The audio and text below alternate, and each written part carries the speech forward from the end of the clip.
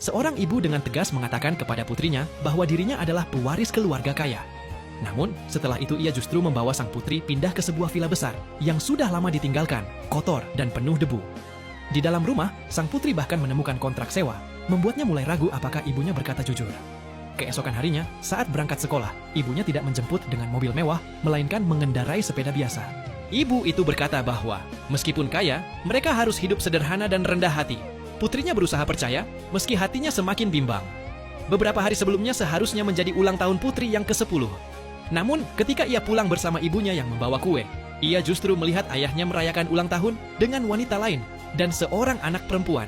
Ayahnya dengan terang-terangan memperkenalkan wanita itu sebagai cinta pertamanya dan anak tersebut sebagai putri kesayangannya. Ia lalu mengeluarkan koper sang ibu dan surat perceraian, memaksa ibunya menandatangani dan pergi saat itu juga. Melihat sikap ayah yang begitu dingin, sang ibu tidak memohon. Ia hanya meminta satu hal, agar putrinya ikut dengannya. Ayahnya langsung setuju karena memang tidak pernah menginginkan anak itu. Malam itu, ibu dan putri diusir dari rumah. Putri kecil itu berusaha menguatkan ibunya. Ia mengatakan bahwa ia tidak takut hidup susah, makan sedikit, dan yang terpenting bisa tetap bersama. Sang ibu terharu, lalu kembali menegaskan bahwa mereka sebenarnya kaya. Ia mengatakan ayahnya memiliki harta bernilai sangat besar, dan uang bukanlah masalah. Kata-kata itu membuat sang putri kembali percaya, apalagi ketika ibunya membawanya ke villa besar.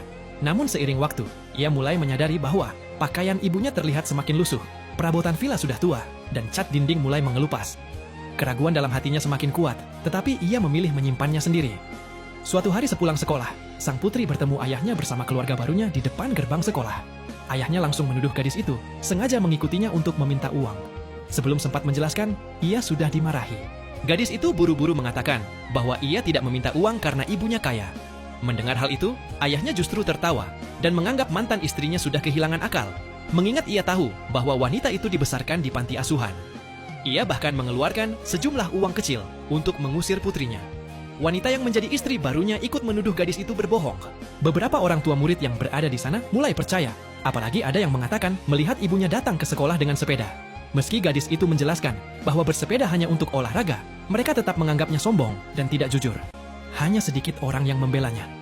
Seorang teman mengatakan bahwa gadis itu tidak pernah berbohong dan bahkan akan menerima penghargaan sebagai murid berprestasi pada acara sekolah minggu depan. Namun, sebagian besar tetap tidak percaya. Pada hari acara penghargaan, anak dari wanita itu tiba-tiba menghentikan jalannya acara. Ia menuduh gadis tersebut berbohong dan tidak pantas menerima penghargaan. Bahkan, ia menunjukkan foto ibu gadis itu yang sedang memungut botol bekas. Suasana menjadi kacau dan penuh bisik-bisik. Meski masih ada yang membela, kepercayaan orang-orang sudah terlanjur runtuh. Akhirnya, kepala sekolah mengusulkan untuk melakukan kunjungan rumah guna memastikan kebenaran.